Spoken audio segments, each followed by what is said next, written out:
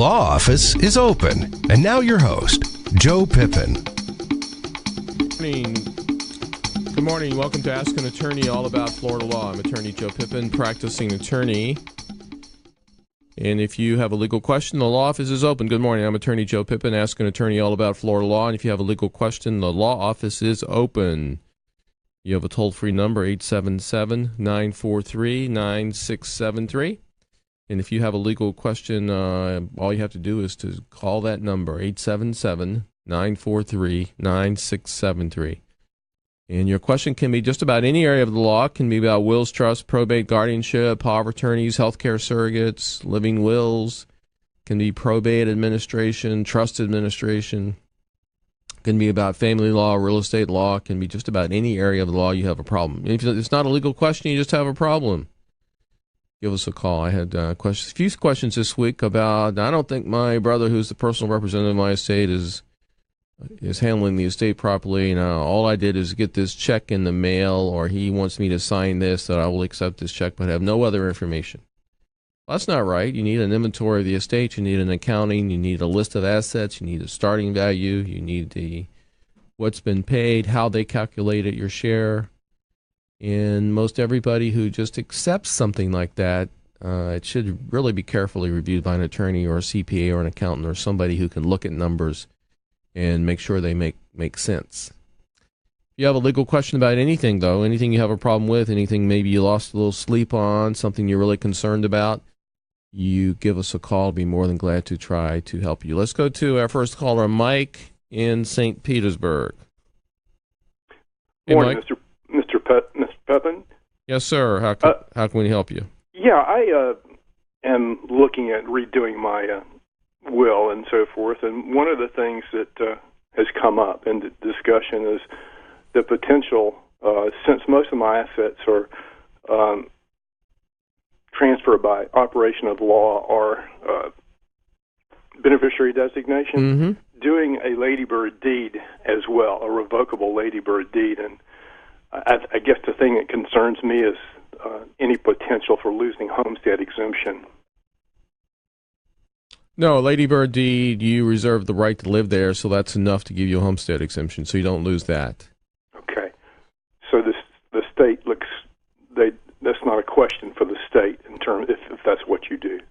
No, sir, but here's my thought on ladybird deeds and paid-on-death accounts or naming beneficiary on everything. You have choices in estate planning. That certainly is a choice, and some people do choose that choice. I don't really think most of the time that's the best choice. I think the best choice is putting the property into a trust. The reason why is with a living trust, your successor trustee can come in and take over and manage things for your benefit in a lifestyle to your custom while you're living. You're not waiting for a paid on death. You're not waiting for an in trust for upon death. You're not a ladybird deed. Nothing happens until death. With a trust and a successor trustee, they can manage everything for your benefit in a lifestyle to your custom while you're living.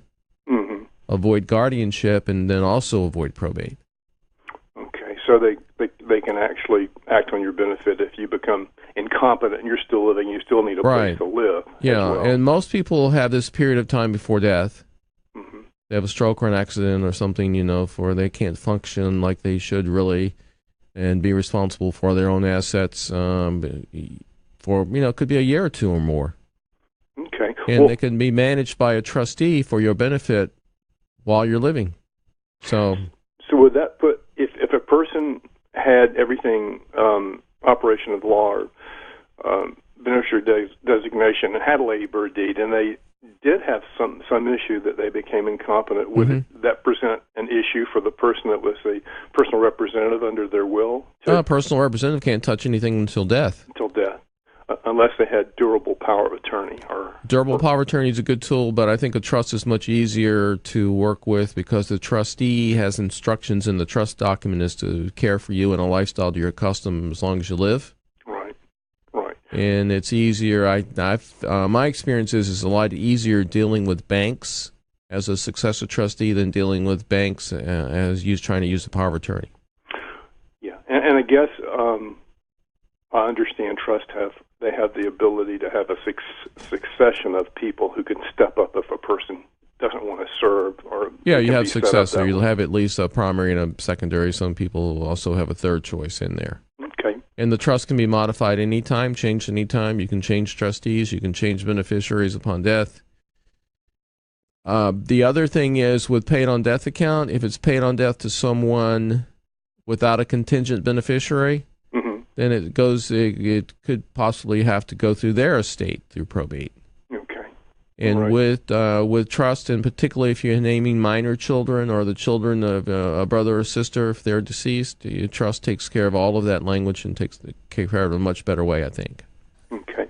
Now, let me ask you a question. Sure. Are you married? Yes. All right, so let me tell you, we have a fee schedule that we post on our website, and here's the fee schedule. If you were husband and wife and you were doing 2 wills, they're $125 each. You were doing 2 durable power of attorney / healthcare surrogates, they're $125 each, and living wills are $60 each. So the 6 documents would be $620. But there's a chance of some probate. Right. If you did a trust, the fee is only $795 for all of those documents plus the trust plus the deed. And anything you put in the trust, there's no probate, and can be used for your benefit in your question for as long as you're living, but may be incapacitated, not able to handle your affairs. Okay. Do you serve as a trustee, a successor trustee, or do they most people normally choose a person and then Well, most people normally choose, I would say, family members. family members? But if you don't have family members you think are capable of doing the job, then most people would either choose a trust department, a commercial trust department, or an attorney or a CPA. Okay, great.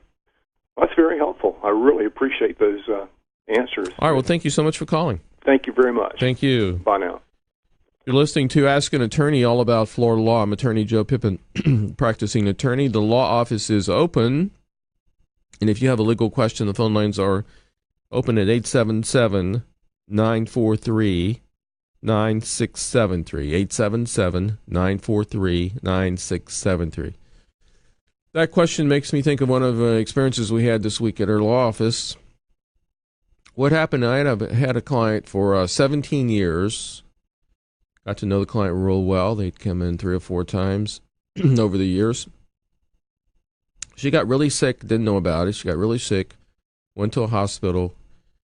Somebody she knew, a friend of a family member overseas came in to see her. Husband and wife came in to see her. She was very, very sick. And these 2 people proceeded to get her to change all of her documents with another attorney. So they gave, my client gave this, under very sick, adverse conditions, she gave this person a power of attorney. Well, the person went to a bank where she had the majority of her money and tried to get the bank to change the beneficiary on this account, this paid on death account, which wasn't in a trust, which it should have been, that's a different story, to themselves. And the bank wouldn't do it. Thank goodness, because it would have been wrong. The person also had them try to do a ladybird deed, making themselves as beneficiary, which they did. Well, the lady gets a little better, contacts us, shows me all of these documents, and I said, "This is what you want?" She said, "I don't even remember doing this." And I talked to her, and she's very in a very competent state. I don't know what she was like when she was not feeling well and in the hospital, and things were much different. But she signed a ladybird deed when she had a trust. She signed a ladybird deed. She signed a new will, just ignoring the trust. And she signed a power of attorney, a new will, and a living will, all favoring the person that she hardly knew coming over that was a friend of her main beneficiary overseas. So needless to say, we changed all of those documents right away. We revoked the ladybird deed, which you can do, transferred it to her trust, which was already done, but we redid it just to make clear the ladybird deed was revoked. And started about transferring her accounts to the trust, where they had tried to name beneficiaries on those just to make sure that went okay. All right, let's go to Paul in Valrico. Hi, Joe. how can I protect myself? I have an idea for a website / application for phones, but I don't know how to write a website or an application. How can I protect my idea if I start looking for somebody to do this for me? And of course, I'd have to pay them. But how do I protect myself from them just taking the idea? And Well, I can. If you want to contact me, I could give you the name of an attorney that can do copyrights, patent law, and protect your ideas for you and get something in writing so the person you're dealing with to try to help you do this can't use those on their own. okay, and your email or your phone number, whichever you want. You can email me at Joe, at attypip.com. All right, thank you for your time. All right, thank you. Bye. All right, you're listening to Ask an Attorney, all about Florida law. I'm attorney Joe Pippen, practicing attorney. The law office is open. You can go to 877-943-9673. That's 877-943-9673. If you have a legal question, we'd be more than glad to help you. Let's go to Mark in Winter Haven. Hi, Mr. Pippen. Hey, Mark. Quick question. Hi, how are you? Good. Quick question about retainers. Oh, wonderful. Actually, I paid a retainer to an attorney in 2011, and I was wondering, do retainers generally depreciate over time? Or if services haven't been rendered against that amount that you paid for the retainer, should the full amount of the retainer still exist, if that makes sense? Well, did you have a fee agreement contract? Oh, gosh. Okay. Most I'm unsure likely of that. you did. So whether the fee is not going to earn interest or anything, I don't think. It's usually in an attorney's escrow account, or his. You can set up an account through the Florida bar, where actually the Florida bar gets any interest on the money, and the attorney has ethical responsibilities to basically do what the fee agreement concerning the retainer is. And a lot of times they put in there the fee is not returnable. And you might have signed that. But, a lot of times you can, even though the fee agreement says it's not returnable, sometimes you can ask for it back, and sometimes the attorney will give it to you if actually no work was ever done. But it really does depend on the words in the fee agreement contract. Oh, okay. Thank you very much. I appreciate that. I have a conference call on Monday with my attorney, so I appreciate that very much. Thank you. Thank you. Bye-bye. All right, let's go to Stephanie in Pinellas Park. Yes, hi. Hi. I am calling in regards to a homeowners association for a 55-plus community, mobile home park. Mm-hmm. And the property is not, the managing agent is not doing the appropriate measures to take care of the property and doing what, the rules and regs state. Mm-hmm. And we are looking to fight them by putting our rent in escrow. What is the No, that's probably not going to work for you. It won't work. No, the rent is due, and you deciding to not give it to them because of some whatever reason you can create doesn't necessarily stop them from evicting you for non-payment of rent. The entire property, every homeowner. Every homeowner wants to do. Why don't y'all figure out how to call an emergency meeting for the homeowners association and take care of this, or be represented by an attorney? A bunch of you can get together and contribute a little money to an HOA attorney to represent you to force whatever you want done to be done, or try to. Yeah, we've already tried that. They've been trying that for several years. As far as retaining an attorney for it, they want an enormous amount of money, and unfortunately, the people that live in this property don't have the kinds of funds that they would need to have an attorney on hand like that. So, well, I would keep shopping for an attorney, because that's going to be your best result. I think if you all got together and decided to withhold your rent, I'm not sure what the landlord would do. But the landlord would probably have the right to evict, anybody who hasn't paid their rent, even though it's in escrow. Even though it is in escrow. Oh. Yes, that would be my thought. Thank you very much. I appreciate your help. All right, thank you. Take care. All right, you're listening to Ask an Attorney, all about Florida law. I'm attorney Joe Pippen, practicing attorney. The law office is open. Okay, we have we're broadcasting live on Facebook today, and we do that quite often. And you can follow us on the law offices of Joseph Pippen, Ask an Attorney, or even my personal page. So if you're on Facebook Live and we have a listener, Diane on Facebook, what's the difference between a revocable and a non-revocable trust is the question. Well, thanks, Diane. Love getting these questions on Facebook Live, and they have a way to post that on my computer screen here and tell me what's going on with that. So most of my clients do a revocable trust. They do trust. If you did an irrevocable trust, which you refer to as a non-revocable trust, you do an irrevocable trust, then you've lost control of the assets. Now, there are some special purposes to do an irrevocable trust. It used to be that you would try to do that to qualify for Medicaid. It used to do that you could create an irrevocable insurance trust where the death benefit would not be included in your estate for tax purposes. But since now we all have a $5.5 million exemption, not too many of those are done anymore. So most people, I would say 95% or higher of my clients do a revocable trust. That means you can amend, change, revoke, put whatever you want to in it, put whatever you want, take whatever you want to out of it, and you're in total control of your estate. It's just a fancy will that upon death avoids probate. And most of my clients do revocable trust. They don't do irrevocable trust, the non-revocable trust as you refer, because they've lost control. They've given money away to a trust where they can derive some benefit, maybe income, but can't freely take the principal out of the trust as they choose. So again, most all of my clients do a revocable trust when they can amend, change, take whatever they want, put whatever they want in, take whatever they want out, fully control it, change the beneficiaries, change the terms of the trust.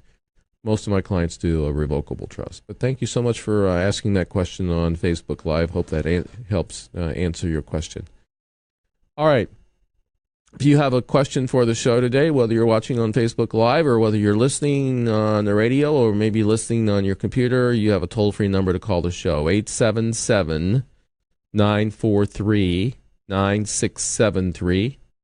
That's 877-943-9673. Well, I took a 2-hour trip yesterday to Citrus Springs, Florida, which is in Hernando County, and spoke at a church, group of a church, and wasn't a very big crowd there, but hey, I love going out. I love speaking in churches, and I love going out to communities wherever I'm invited to speak. I usually try very hard to go. So I had a 2-hour trip each way to a church in Citrus Springs. I enjoyed it very much, even though it was a fairly small crowd there. But the point of my story is if you have a group that you would like to have a speaker come in, could be a church group, could be a community group, could be in a homeowners association type of situation. It could be coffee talk at a mobile home park. It could be, I even spoken on the Weight Watchers, even though I wasn't really involved with the Weight Watching program. They have speakers come in, and they asked me to come in and talk about, I guess they'd heard enough speakers about health and what you should eat, so they had taking care of yourself and taking proper care of your estate was the topic. But if you have a speaker, there's no charge for the coming in. It's pretty much like an Ask an Attorney radio program. I do talk for 20 minutes or so, or longer if requested, or shorter if requested, and then usually have a question and answer period just like the show. If you'd like to arrange that, all you have to do is to call our toll-free office number, 1-800-226-3529. 1-800-226-3529. You can email me a request at Joe, at attypip.com, or you can text me that you would like to talk to me about coming to your group at 727-667-3967. Now, in a couple of weeks, October the 12th and October the 14th, that's a Thursday night at 6 o'clock and a Saturday morning at 10 o'clock, I'll be at the St. John's Town Center doing a seminar, and you're invited. It's open to the public. Would love for you to come. you'd like more information about this, you can call our toll-free office number, 1-800-226-3529, 1-800-226-3529, or you can email me that you would like to come and to send you information. That would be joe@attypip.com, or you can text me at 727-667-3967. Okay, let's go to Larry in Jacksonville. Yes. Hey, Larry in Jacksonville, how are you? Yes. Oh, I'm great. Thank you for taking my call. That last storm we had, the neighbors next door, the tree fell across. The neighbor's tree is 2/3 of it is in my yard. The other third is in the other neighbor's yard. Who pays for the tree removal? Well, you do from whatever part's in your yard, unfortunately. Okay, I was just wondering. I wish that law would change. I think that's a horrible law. It's affected myself as well as you probably now, and it just doesn't seem fair. Okay. If you're neighbors, I have more stuff in my front yard waiting for FEMA to pick up, and I don't know when that's ever going to happen. And it's all basically stuff from my next door neighbor's yard that flew into my yard, including a tree that went through a fence and was caused me a little damage, not a great deal of damage, but it's aggravating to have a neighbor be irresponsible about a 60-foot ficus tree that falls through. They had 3 of them snap in half, and one of the halves wound up in my yard, and I paid a guy to come take it all out of my yard and put it out for FEMA to pick up, and it's not fair. It's not fair for a neighbor to have an irresponsible tree that comes into your yard. Now, I know this was a hurricane, although where I live, it never got even a Cat 1 status. It was just under that. But it's just not fair. And I wish somebody would do something about a law. What I did is I put my neighbor on notice. I said, look, you have irresponsible trees. You still have one overhanging my property. I'm holding you accountable, putting you on notice that if this is a dangerous situation to property and lives, and you're therefore put on notice, and I'm going to go tell all of my neighbors about this and get them to also put you on notice because it's irresponsible. And then you don't even want to pay to clean it up. It's not fair. Well, the real problem is she's from Cuba. She sort of speaks English, and her daughter sort of speaks English, so there's a language barrier with all that going on. Yeah, they probably conveniently speak English when they want to. Well, that could very well be. No, they could be legit, but I'm telling you, I have someone I deal with where it seems like it's very convenient not to know much English when you're trying to resolve an issue with them. Okay. But anyway, I think the law presently is that you're responsible to clean up your own mess, even though it's someone else's tree. Okay, well, great. Thanks for and that. I wish I could. I'm trying to think of ways to change that. And I think putting a person on notice might help a little bit, but I think the case law pretty much indicates that you're responsible right now. Yeah, well, I got to put this in there, this disclaimer. I think the tree was fairly healthy, and the gusts we got around here, the whole root system, you know how the root system comes up? It's 15 feet, 20 feet up in the air, so it was probably, the tree was healthy maybe. But I don't know if it was leaning my way because it was really huge. But anyway. Yeah, an active nature like that, they don't hold the tree owner usually responsible. Yeah, so. But a good neighbor. Now, I tell you, I have several tall pine trees. One of them got, not in this last storm, but in the past, one of them kind of fell into my neighbor's big oak tree.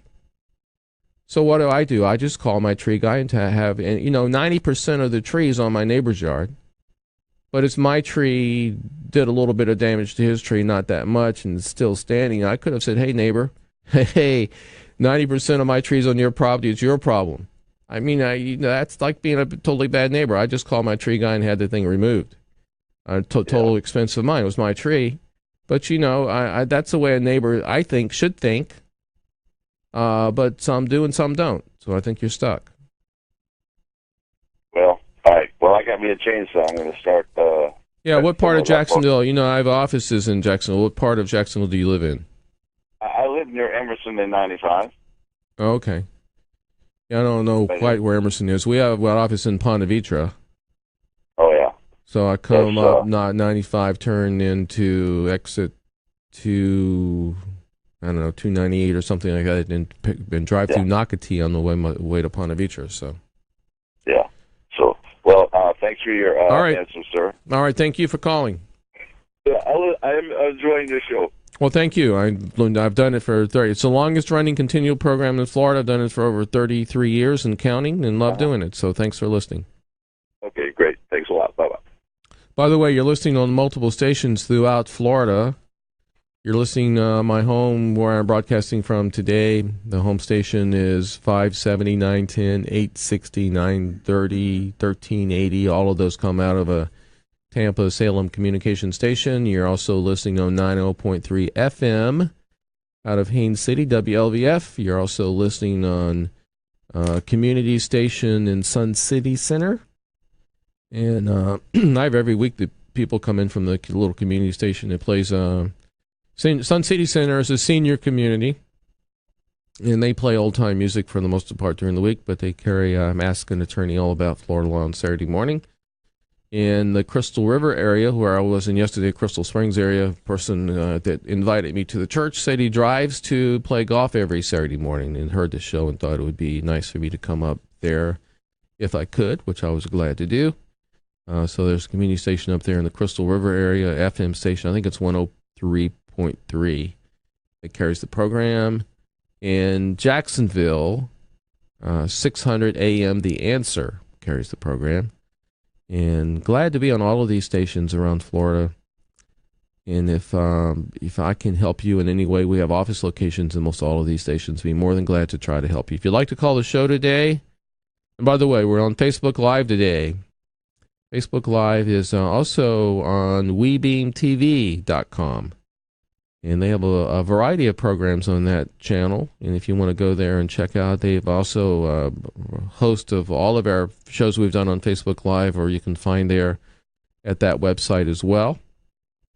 And if you'd like to give us a call today, you have a toll-free number, 877-943-9673. That's 877-943-9673. Phone lines are open. And again, if you're in the Jacksonville area, Thursday, October the 12th at 6 p.m., and Saturday morning, October 14th at 10 a.m., I'm going to go do a radio show Saturday morning and then go to the town center right after the radio show in there in Jacksonville. That's the best mall I've ever been in the United States, is the town center in Jacksonville. But I'll be speaking at a seminar there at the town center, and if you would like to come, again, it's Thursday, October the 12th at 6 p.m., Saturday morning at 10 o'clock. Contact us, and we'll give you the information about the seminar. A toll-free number, 1-800-226-3529, 1-800-226-3529. You can, that's extension 200, by the way.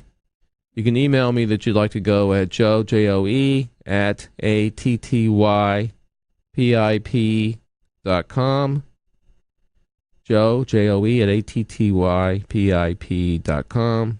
And you can text me at 727-667-3967. If you're watching on Facebook Live, when I give out information like that, it flashes underneath the picture on the screen. It's kind of cool to, if you want to go to Facebook Live and you want some of this information, you can see it as I speak it. All right, again, the phone lines here are open at 877-943-9673.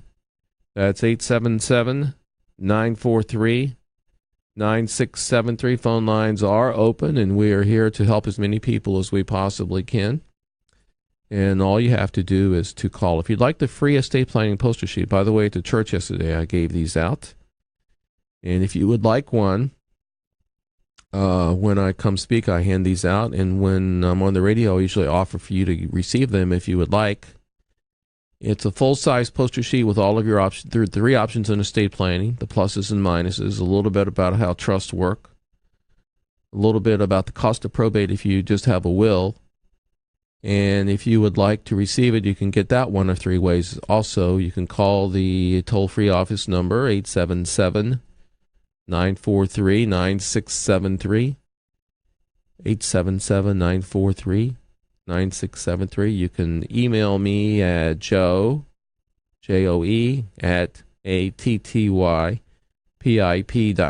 or you can text at 727-667-3967. Let's go to Sam in Riverview. Hey, Sam. Yeah, hi. How are you? I'm doing great. On your show today. Thank Enjoy you. it. Thank you. So I had a employer or a prospective employer reach out, and it's sort of in a startup mode, and they're asking for that I can join with equity. And I was wondering if I should consult with a lawyer. How do I make sure that equity doesn't lose value if other investors come in? What's your opinion? Your thoughts? Well, you definitely need an attorney. So that is the incorporation where you're going to get shares as ownership of the company? They said shares of ownership of the company. What percentage of the shares are you going to wind up with? They're units, so I don't know much, but yeah, you're going to need an attorney to look at the documents. You're going to need an accountant to look at the numbers and make sure they make sense. You're going to see what protections you have about. Can you sell your shares if you want to anyone, or are they restricted back to the company, or is there an agreed upon price coming back to the company? And there are lots of things to really look at in this deal. Okay. They said you have the option of buying again too anytime. What about selling? Do they buy back? That. Yeah. Yeah. And has the company been around? Does it have a profit and loss sheet she can show you? No, they're in funding period, so they're building a product. They're going live in the market sometime in January. Again, this is just a prospective employer. Yeah, but it's no success rate already that you can look at. Right. Correct. That's correct. No so it's a gamble, you could say, basically. Right. Well, it's part of the compensation, and that's all. Are you going to have an employment contract? Yes. I'll be full-time annual salary, but they say, I guess to attract talent, they add this option of allowing or giving out shares or units, they call it, and then options to buy more. Well, and then they say the value goes up when we go live, and I'm just wondering, is an attorney necessary? Well, let me ask you this. What's the term of your employment contract going to be? It's permanent, salaried, just normal permanent salary job. Well, permanent is kind of vague. Okay, I mean, you're W-2, it has benefits. I mean, are you guaranteed a job for 5 years? No. I think it's still the right to work option for, yeah. Oh, so they can terminate you at any time? True, that's true, yes. Well, I'd definitely have an attorney go through and make a little checklist of all the things you should be concerned about. That would be one. Okay. If you're not guaranteed a job, I mean, first of all, you'd have to have great faith in the company's going to do well. Right. You would have to think that you can gamble. I'm going to make up 2 numbers. You could have to think that you can gamble 10 or 20% of what your earnings will be. I would think. And you're willing to make that gamble, and you got a job, and if you had a job, I'd want at least a 5-year guarantee that you're going to be employed 5, and then I wouldn't put more than 10 or 20% of what your earnings would be into the company. I mean, there are a lot of little things, and then every attorney would probably have different numbers in their head about talking about this, but you definitely want all this reviewed by an attorney. Okay, yeah, they don't require you to buy. They award you with stock or units every year, and that's why I was asking. Well, it depends on whether you want to gamble being on the on the first floor of a possible great success or a big flop. I mean, I wouldn't. Right. Okay. All right. Well, hope that helped. All right. Bye-bye. Gotcha. Let's go to Michael in Tampa. Yeah, good morning. I have a real estate agent in South Tampa who listed a commercial property that I have off of over by the Air Force Base. And during the listing period for a year, he tried to buy it twice. And he tried to buy it himself? Yeah, he signed a contract to buy it for $225, and then because of the permitting from the city didn't come through, and then his investor got cold feet the second time, he reneged on both contracts without giving me an earnest money deposit. And 2 years later, we did send him a letter. My lawyer sent him a letter threatening to sue for the value of the property at that time, et cetera. And we left it because we were all kind of like friendly, and my lawyer had recommended him. And then he died suddenly. The realtor died? Yeah, the realtor died. And I'm thinking, well, you're stupid and greedy if you try to sue him for anything, you know, his estate or whatever. And that's the question there. I mean, am I being stupid and greedy, or stupid or greedy to try to take this with somebody else because now my lawyer suddenly died? Well, that was my question. Are you still represented by the same attorney? Yeah, he died in June, and I didn't get notification until a couple of weeks ago. Well, do you know if the estate has any money in it? He was a famous football player, and he owns, you know, he owns property that I actually worked on, and you know, beach house and his property in Tampa and things like that. Well, I think what you should do is to, I don't know if I can answer that type of question in this format, but what I would do is to go visit a litigation attorney and see if you can find an attorney to take it on a contingent basis. If the attorney takes a case on a contingent basis, then you know you have a good case. If nobody wants the case on a contingent basis, you have an iffy case. I see. That's a good test then. Okay. I think I would try that first. And all right. Have when you go in, hopefully for a free consult with an attorney to evaluate in a case, you want to tell them what was this. First of all, I think it's a big ethical problem for the real estate attorney, for the real estate agent, but now he's deceased. They have to. Yeah, the ethical part of it's gone. Yeah, I know. Right. Poor guy. Yeah, but that doesn't seem proper to me. I mean, there really had to be full disclosure with your consent that you take an offer from your own agent to buy the property, and then it all goes bad. But you said along the way that the agent had an investor, so it wasn't really clear who the buyer was. If it was the investor and they had a partnership with the agent that he should have disclosed. I don't know. There are a lot of missing pieces in my mind right now about your question, but you really that's the type of question you need to sit down with a couple of attorneys and see if they would take your case. Okay. Thank you very much. All right, Michael, good luck. Thank you. Phone lines are open. Hey, we only have about a little more than 10 minutes left in the show. If you want to call us at 877-943-9673, that's 877-943-9673. You can phone lines are open. Let's go to Timothy in Sarasota. Hello. Hey, Timothy.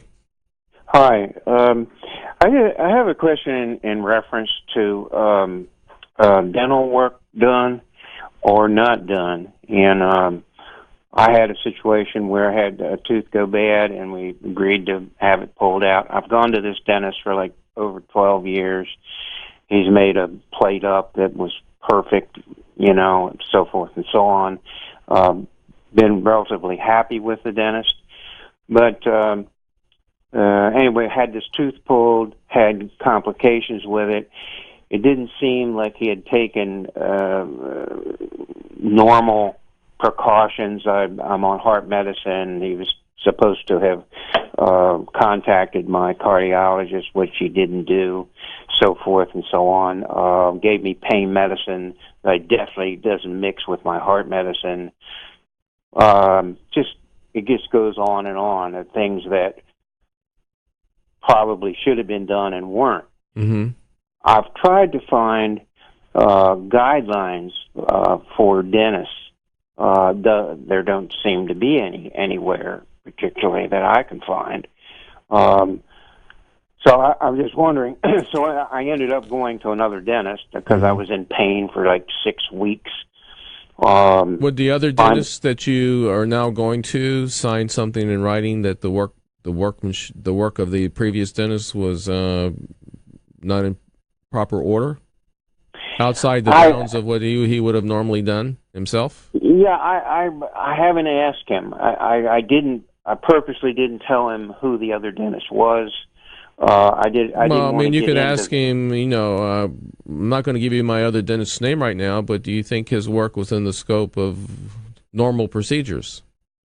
Okay. Well, one of the things I just found out a couple days ago was that I have like 3 cavities, and unbeknownst to me, and one of them is it's old, and one of the things that this other dentist stopped taking regular X-ray, once a year X-rays to make, and like I questioned him about this. I said, hey, how come when I take? Oh, you don't need to take it.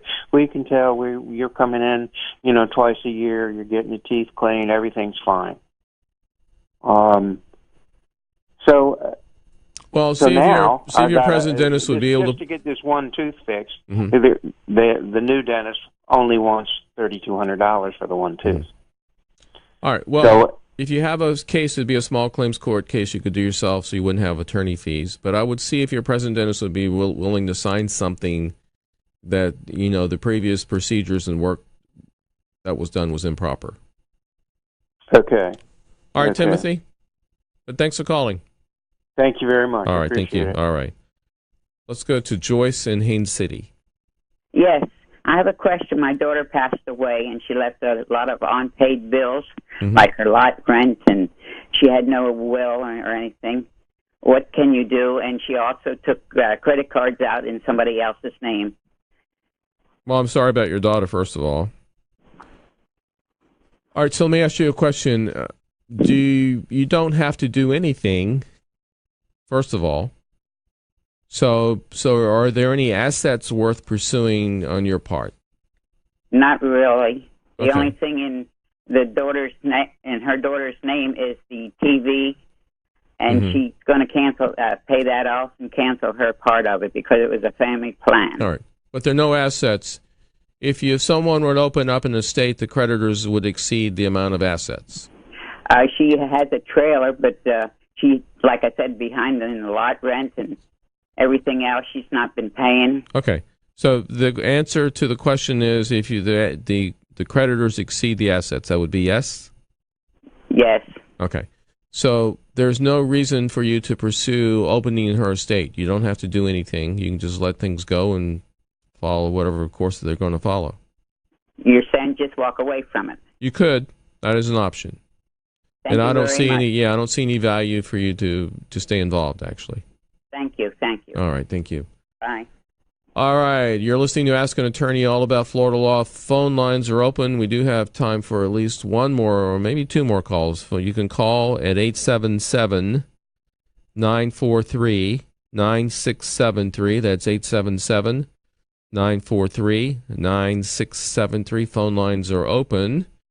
If you would like to, first of all, let me tell you about the seminar coming up in Jacksonville in October the 12th. That's a Thursday at 6 p.m. Or this is at the Town Center in Jacksonville. If you would like to come, it's open to the public. So Thursday, 6 p.m., October the 12th, or 10 o'clock Saturday morning, October the 14th. And if you'd like to attend either one of those seminars, and just call our toll-free office number, give us your name and phone number, 1-800-226-3529. That's 1-800-226-3529. You can you can email me at Joe, Joe, at attypip.com. You can text me at 727-382-5500. 1-800-226-3967.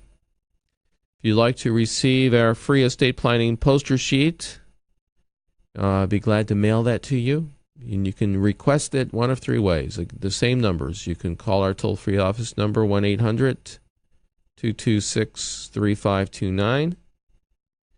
You can text, you can email me at Joe, Joe, at attypip.com, or you can text at 727-667-3967. Let's go to Jerry in Polk City. Hey, Jerry. Hello. Sound like you're at the racetrack this morning. I'm in my truck right now. I'm fixing to pull over, but I was calling about my sister. The place she lives at, her and my brother-in-law lived there over 30 years. Mm-hmm. He died last week, and the only names on the deed to the land were her husband and his uncle. And she's afraid that the uncle is now going to come tell her she's got to leave. Okay, so her name is not on the deed at all. Excuse me? Her name is not on the deed, but her husband's name was? Yes. All right. And do you know if the property, it's the key answer to this question depends on how the property is titled. So do you know if it was in her husband's name with right of survivorship or tenants in common? See, it started out as her husband, his brother, and the uncle. Okay, there's the magic words after the three names. It's him. The magic words either are right of survivorship or tenants in common or no words at all, really, along those lines, and that would mean tenants in common. So really the answer to the question depends on how the property is titled. Yeah. So I can't answer the question until you tell me that. Her husband told me it was in those three names, and his brother died. Now it was him and his uncle. Now he's died. So it depends. The real answer depends on how the property, what those words are. If there are no words, that means it's tenants in common. If there are words, they're going to be either right of survivorship or tenants in common. If it's right of survivorship, then she would have no ownership rights. If it's tenants in common, then her husband's estate, if he had a will that left everything to her, she would own the third. Yeah. So it really depends on the magic words on the deed. Yeah. Well, they've lived there over 30 years. They've paid the taxes on it, all that. They bought the trailer that's on there, and I was just hoping, I'm trying to help her out to keep from getting kicked out. Yeah. Make sure she don't get kicked out. Well, I'd be glad to meet. If she can bring me a copy of the deed, I'd be glad to look at it. And she does own the property under the mobile home, right? No, she owns the mobile home. Just the mobile home. Okay, well, that changes things. Yeah. Her and her husband bought it. Does anybody ask her to leave the property? Huh? Does anybody ask her to leave yet? Not yet, but we may be expecting it. He's kind of a hard case in that situation. Was that her homestead? That I don't know. I don't know what. All right. Jerry, I'd be glad to talk to her. I'm in Davenport office actually Monday. If she wants to come in and talk to me, I'd be glad to talk to her. All right, I'll see what I can do about it. All right, Jerry. Thanks for calling. Thank you. All right, you're listening to Ask an Attorney all about Florida law. We're on every Saturday morning at 8 o'clock. And we thank you for listening. If you have questions yourself or have neighbors or friends that have questions, have them call the show. And if you can't wait that long, you can call the toll-free office number, 1-800-226-3529. You have a great weekend. So long.